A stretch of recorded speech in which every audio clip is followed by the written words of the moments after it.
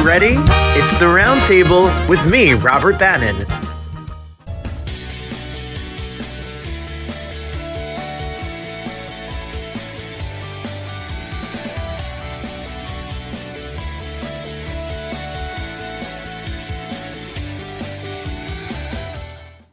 Well, welcome to the Roundtable, everybody. My name is Robert Bannon. You're listening to us on Broadway World or the Broadway Podcast Network, or watching us on social media. And you know this face that's next to me. You know the work of our next guest. I am scared of Poltergeist, Richard Lawson. I'm a little scared, but there's some other great work that you've done that I'm not scared to watch. You're an icon and a TV legend. And I looked up on IMDb, and I don't know, it's like 130 plus television, movies, TV, films, etc. Welcome to the Roundtable. It's so nice to have you here. Thank you. Thank you. It's nice to be here. I was reading about you and your career. It has been a moment and a lot of credits and a lot of work. Are there moments where you just are flipping through the channel and it's an old Magnum PI episode, or Soap Channel is putting on All My Children, or what's it like when you look back at the career and all the work that you've gotten to do? Well, it's so funny because of social media. People will reach out and say, I'm watching you on Scream Blackula Scream. I'm watching you on Yes. Magnum PI. I'm watching you on this and that. And listen, it's a great sense of accomplishment and satisfaction to know that you have a body of work out there, and that, and that there are people who appreciate your work and have been moved by it and made decisions based upon upon your work. There was a gentleman who, very, very successful gentleman, reached out to me. Well, first of all, he came as a supporter of my nonprofit, and he wanted to donate to the nonprofit, and he donated handsomely to it. And he said, I would love to have lunch with you. And so we had lunch, and he said, well, first of all, first thing I'm going to do is sit down and I'm going to call you Pops, because you were Pops to me for my young life, because I had a terrible relationship with my father, and I really disliked him. And so I was looking at Dynasty, and you were the father that I wanted to have. And so therefore you became my television father, and you mentored me through those rough times. And that was very heartwarming to know that through the character that I played, that this man's life was generally affected by, well, there it is, generally affected by the work that I did on Dynasty. And, that's always a great thing. Well, I know your work has moved a lot of people, and I know that your books that you've written about being an actor, and your memoir, and about all the things the things you care about, 3 books, a trilogy of books that's coming out. Your life is way fascinating. It's its own movie. It's its own TV series. Just reading about you and knowing that you were drafted in the military and going to Vietnam, and then leaving the military and embarking on acting after that. Like, before you even started acting, you had lived a movie. I had, when I look back on it, it was a very, my life has been a very interesting journey, and one that depends on how you look at it. You look at it and say, oh my God, the amount of trauma that you have experienced has been extraordinary. But then on the other hand, because I've always been a person to process, pivot, and proceed, and have always lived by radical acceptance, that I was able to, consistently reroute. And, I always felt like a GPS, like I was Waze, because I was always rerouting, but I was always rerouting towards what my purpose was. And so those experiences became sources of fuel and motivation, education, not to be stopped by just getting fuel from, you know, manure is fertilizer if used correctly. It depends on how you look at it. And so it's in terms of taking that and turning it into something.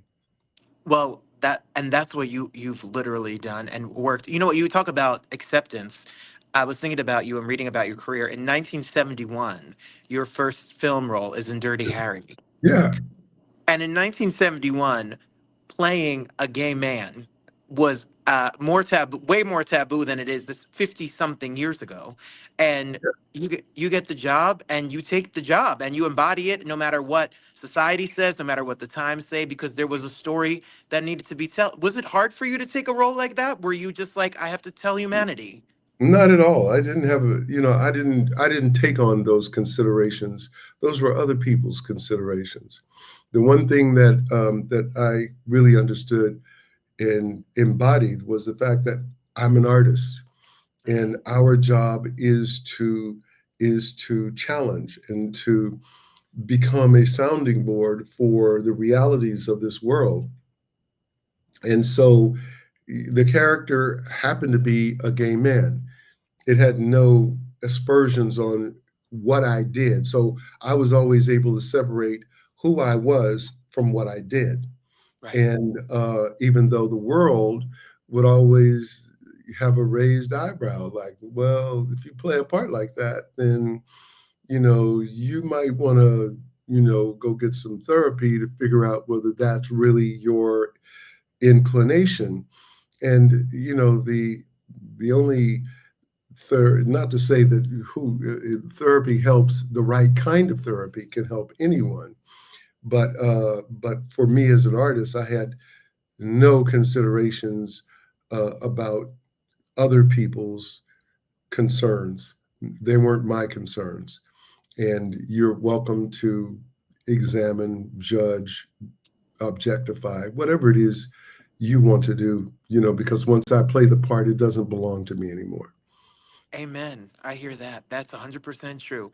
I'm excited for people to continue while we walk down this line. I was interested in seeing it because when you look back and you think of your career, film career, before the television stuff really picked up. Like, I mean, you're with Streisand back in '79, which I love that movie and I love the music because I think of like fight, fight, fight. That song is gets in my head and all of the stuff that you did, and then of course talk about a big blockbuster film. This is huge, huge, huge, lives forever. What was it like to be in something like Poltergeist?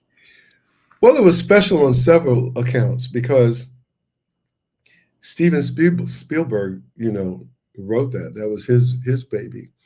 Um, and Spielberg came to see me in a play, maybe about 5 years before that, maybe 6 years before that, called Streamers, where David Ray play, really a hit at the time. It changed my career. Um, where I play a soldier and I wind up killing two people in the play. And it was so realistic that, 14 people were carried out on stretchers during the run of the play from having a heart attack or from passing out. All men, by the way.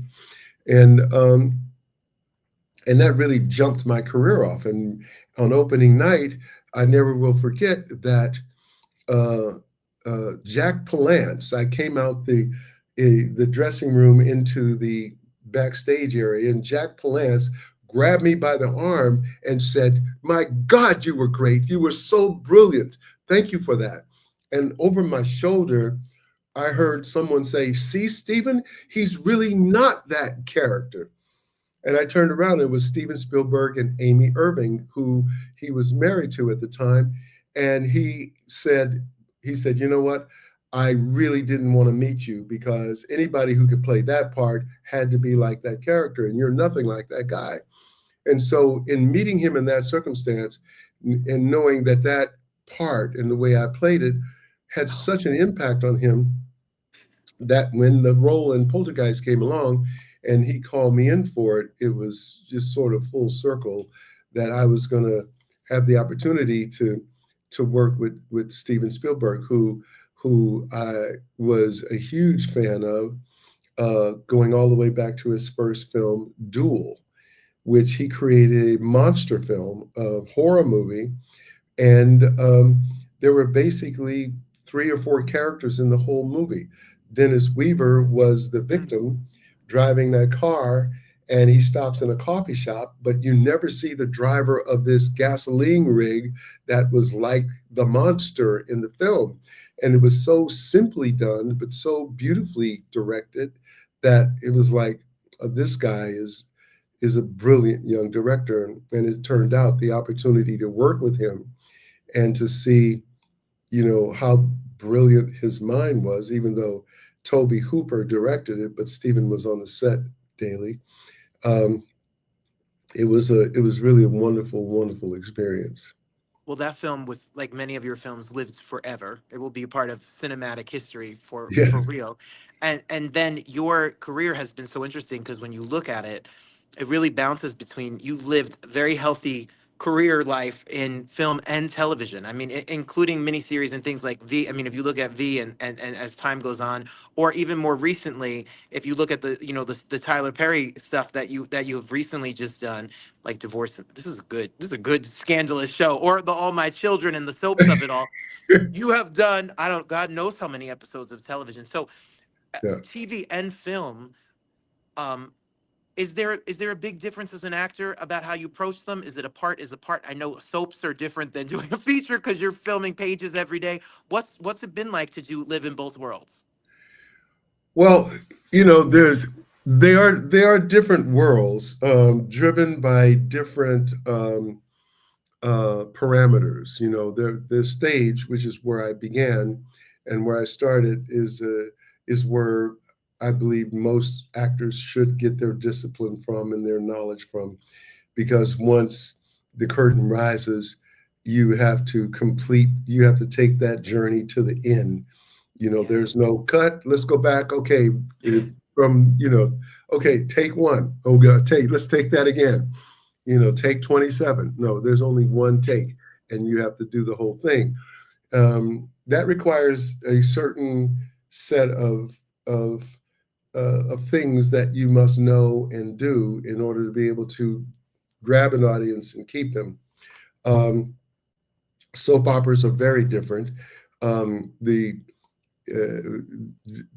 Beauty in Black is closer to a soap in terms of the way that it's set up, because it shoots so fast that a soap is on a stage and has 4 cameras set up. But Beauty in Black, because of the speed at which we work and the amount of stuff that we shoot a day, we will shoot as many as 75, 80 pages a day. And I don't know what, for the average person, they don't really kind of understand that. So let me give you a perspective that we're doing a 16 episode series. The next 8 is going to drop March 6th. But we shoot it in such a short period of time that we're shooting as many as 75 pages a day. On the average show that is doing 16 episodes, it takes you 6 months to 9 months to shoot it. We're shooting it in like 2 weeks, 16 episodes. So yeah. And so that requires a whole different work ethic. That requires you really drilling in, because you might have 200 pages of dialogue over the 16 episodes, and it moves very fast. And so you have to come in hitting the ground, knowing your work, knowing what it is, right? Um, uh, Film is very different in the sense that it's usually 1 camera, maybe 2. Even though Beauty in Black is shot like a film, he will use 4 or 5 cameras sometimes, and he reshoots in reverse, where he starts in a close-up and he pulls back to the master. Everything else starts shooting the master and moves in for the close-up. And a certain way, the way that Tyler shoots is far more intuitive and brilliant because of the reverse. Because when you get on the set and you're doing your scene, most people blow it out, and the master, they give it all, right?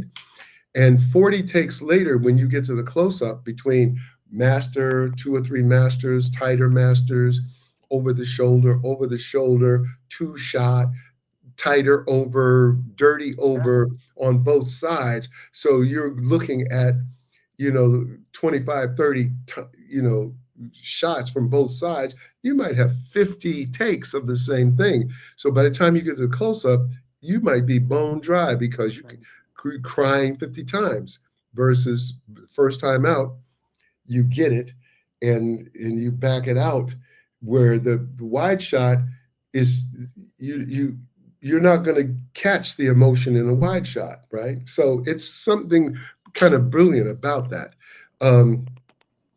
Anyway, the genres are very different. Film, uh, stage is an actor's medium. Television is a producer's medium, and film is a director's medium. So that the director kind of controls the flow of things in a feature film or a film. The producers on television, showrunners, kind of dictate the reality of the shows, where the directors come in and they'll do like an episode or 2 in a series. And so they don't really have mastery of the characters, but the showrunner does, because over the course of years, they're the ones that's in control of telling that story, right? On stage, once the curtain goes up, man, it's the actor's gig. And so there are 3 very fascinating, very different, I should say actually 4, between stage, soap, regular television series, and a film. There are 4 different genres that require different understandings and disciplines in terms of being able to deliver. So that's what's fascinating about your career, is that you've been able to do all of these different genres and take all of these different things. So you have literally experiences in all of it. And now you add being a writer, because I hear that there's a trilogy of books coming out. So what can we expect and where can we get them? What's the story about you as a writer and an author? Well, okay, so on the first book is really an acting book, where it's going to drop on March 19th. The Beauty in Black drops March 6th. I may move the date up because my original intention, I thought that March 13th was going to be the Beauty in Black drop. And then a week later, my book would come out. So the book is really about me as a teacher. On the surface, it's an acting. I teach acting, but underneath the hood, it's really about empowerment. I empower people to achieve their dreams, and I use the tools of acting to help people get there. So it's not purely about how to be a great actor. It's about how to have a great career.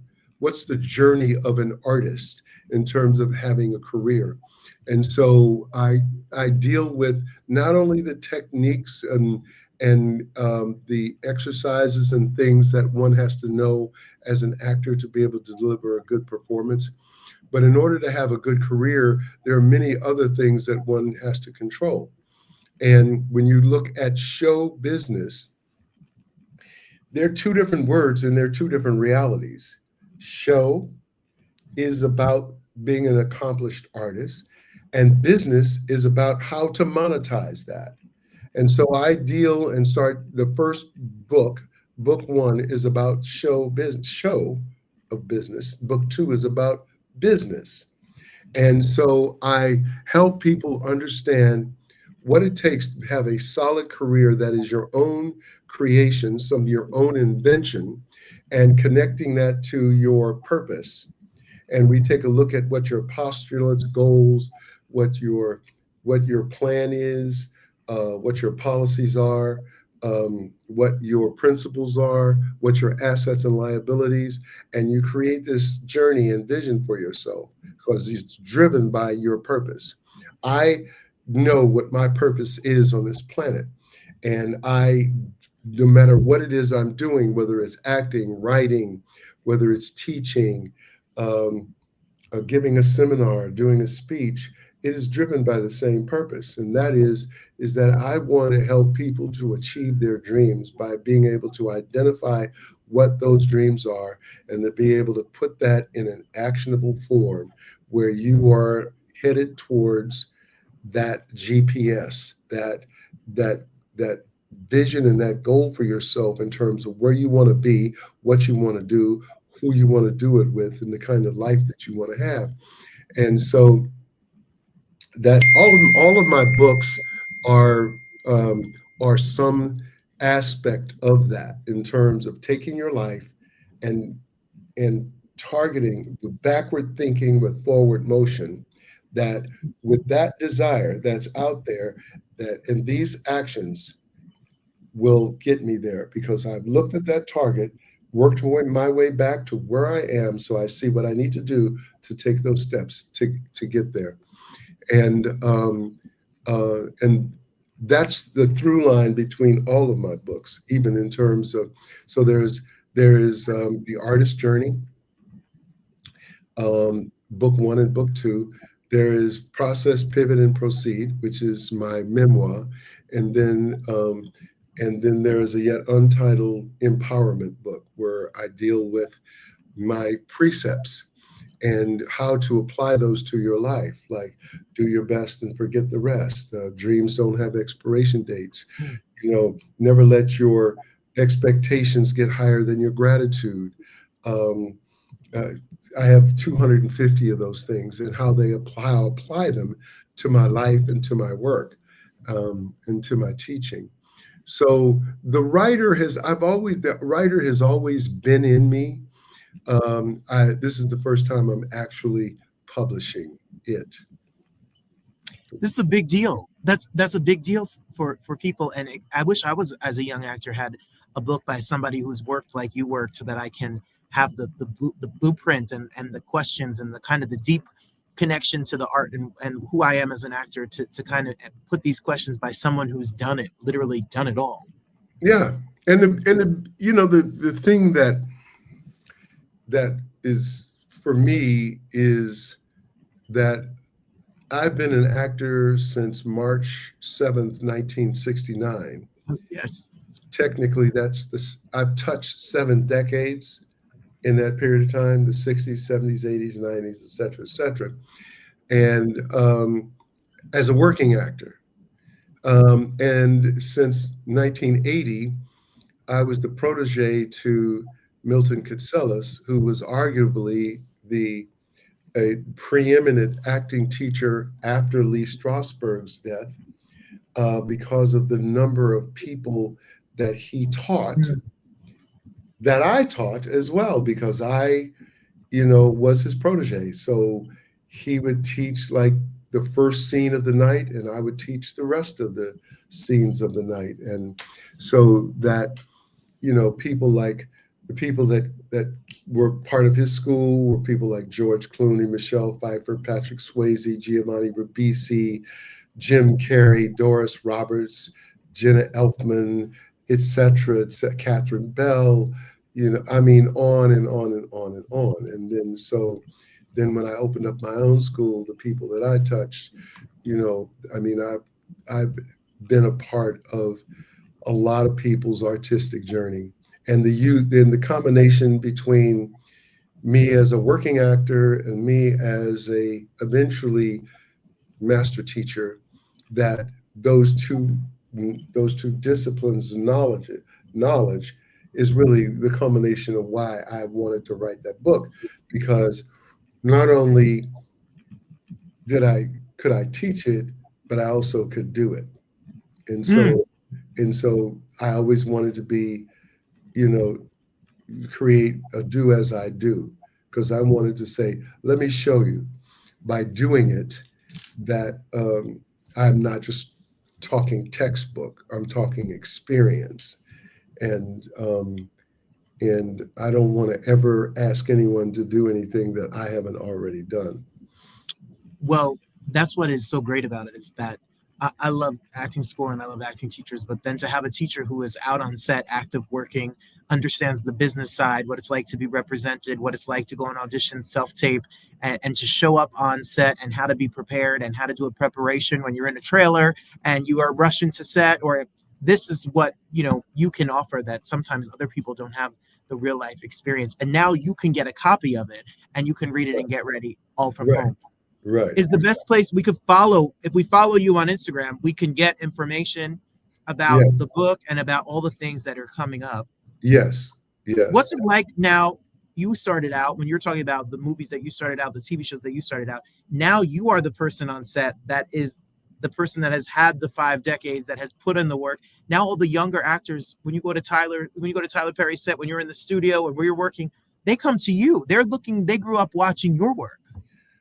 Yeah, and there's a responsibility that comes with that, in terms of like showing up, being an example, being a leader, um, helping someone, who, first of all, if you're new and you come into this world and all of a sudden you are asked to consume the ocean of knowledge in terms of 16 scripts and 55 pages in each script, and you have all these lines and you have all this stuff to remember, that it can be rather daunting and overwhelming. And that when you help people understand that, listen, don't look at the whole thing, let's break this down and look at it in parts. You know what I mean? Let's break it down and let's see how you can divide the time. So if you have 10 days or 15 days between now and the time you shoot, then how do you divide that time up? If you segment it, break it up, and and you approach learning it in portions. You know what I mean? You learn a portion, then you go back and review what you've learned. You learn a little bit more, and you go back and review everything you've learned, like that. Then it's easier to. It's not as daunting. It's not as a word that I don't use. The O word is not allowed in my school, in my teaching, is because I don't want to buy into that. You know what I mean? Got it. Then all that really means is the fact that let's break it down and not make it so that, let's find the low-hanging fruit first and handle the things that are easily handleable and build your way up till you get to the big thing, and then it's by itself and you can focus on that. So it's just really helping them get a process that is a doable process. And it's so helpful. And then I've created some things along the way, like I have what I call a character chart, that my entire character is on this chart in a very specific way, every scene that he's in and all the emotional through lines. And so you're looking at like the art. It's like an architect's model. If you look at the Disney Hall or any great building, the architect made a model before they ever start building, so that you know exactly what that building is going to look like with materials and everything else. And it's like a perfect rendition. It's like, okay, so there's your postulate. That's what you're going to create. And so in that vision, it helps you understand the whole. Well, I create a chart that I invented that creates great clarity in terms of who this human being is. So it's sort of scientific, so that it is anthropological, in the sense that you're looking at the origin of the social, the physical, the behavioral, the cultural aspect of this human being, and you're doing it in a systematic study. So that's systematic. Science is the systematic study of something. Anthropology is the study of the origin of this person. And you put those two things together and you're dealing with science. So when you understand the science of something, then art can live within the structure of what that structural functionalism is. So something has to have structure. And when that structure functions, then you have a real live thing happening, in this case, a human being. Well, that's what people don't, I think, understand the work that's put into the television show they watch or the film when it's done well, is that preparation, that backstory, that work that you do as an actor on your own. It's so personal. It's so your connection to the character and what you show up with to do the performance. I think Right. it's a magic that people don't generally understand, that when you see Richard Lawson on stage or on screen or at the movies, there's a lot of work that you've put in to be that character before you get up and shoot. No question about it. The amount of hours that I put in and the detail of the work that I do is, I have an assistant with me that I brought with me, and and at the end of the day, we might have logged 2,000 hours in preparation for the character and for the performance. And that's just so that, that I can live without thought. I can live in the character, and I don't have to think about it.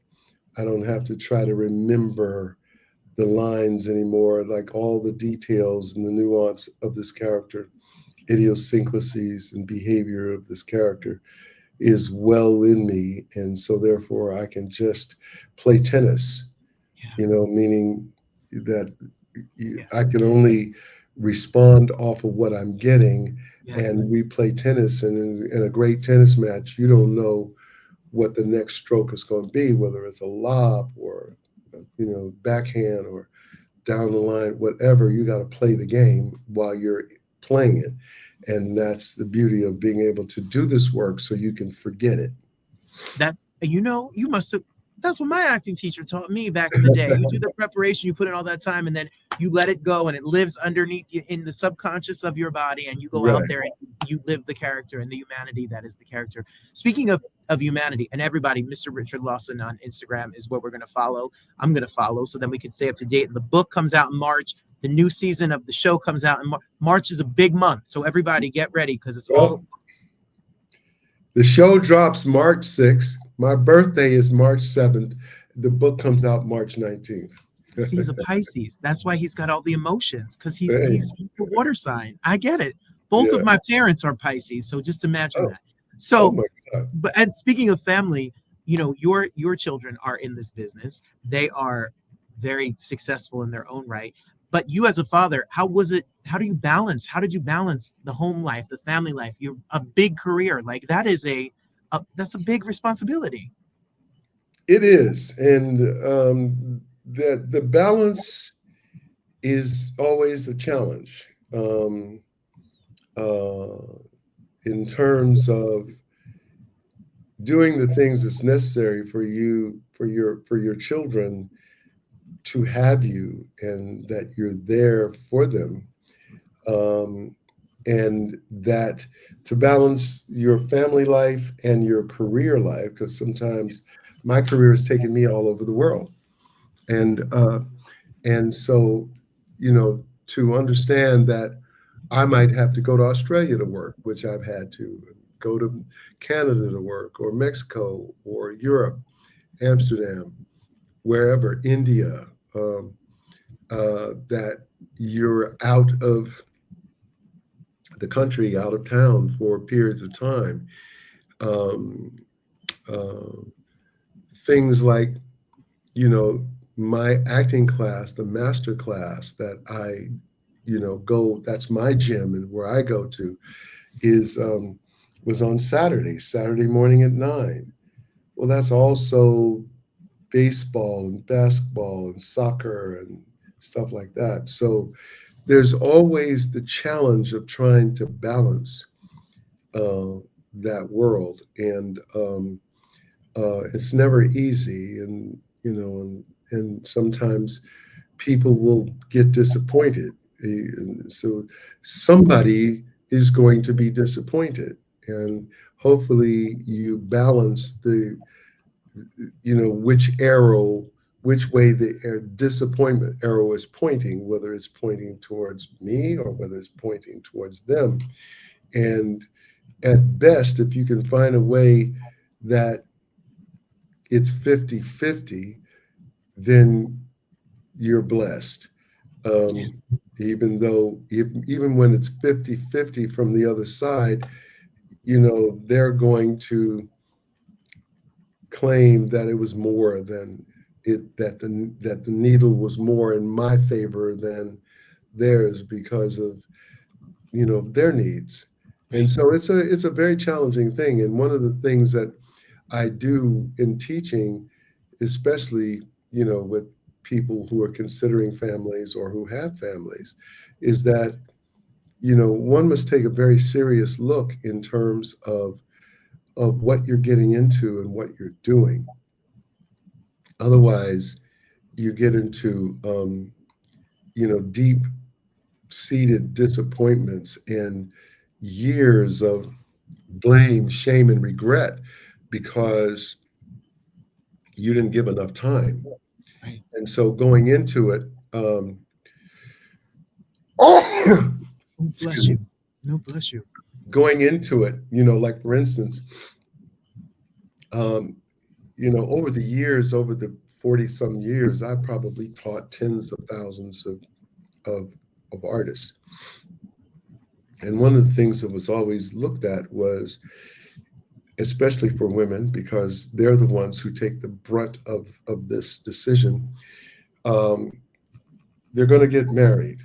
They meet the guy, they have a vision for themselves, they have a dream for themselves, and they meet the guy. The guy wants family.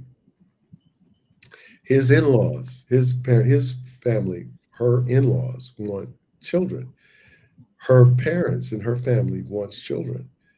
And she wants a career, and not that she doesn't want children, but not only is she dealing with her desires and her dream, she's trying to balance everybody else's dreams as well. And then she makes the decision, they have kids. And if she's not really clear about and hasn't really created a plan for the maintenance of her career through children and through being a mother and being a wife and being a partner and being a daughter-in-law and being a daughter and being etc., that her dream starts to shrink and shrink and shrink.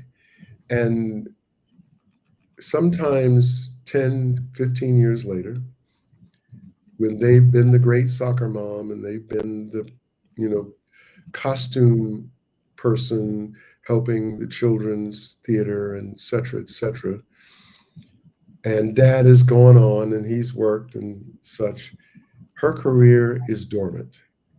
And oftentimes divorce occurs. And now she's got to try to resurrect a dream that just went dormant. And she's not the same young ingenue anymore. She's moving towards middle class and she's casted differently. So the opportunities are very different. And it's a hell of a thing. And as a teacher, when you're trying to help people to not make a decision, but recognize that there are decisions that have to be made.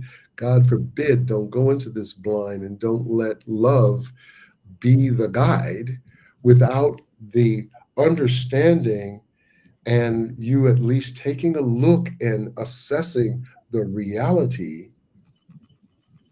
of your life and what you want versus this vortex of vacuum that's being sucking you into what everything else and everybody else wants. It's a tough thing. And and that's part of what I have to teach is, how do you create a life that has sanity to it, and that somehow you can hold on to the semblance of your dream. Yeah. Oof.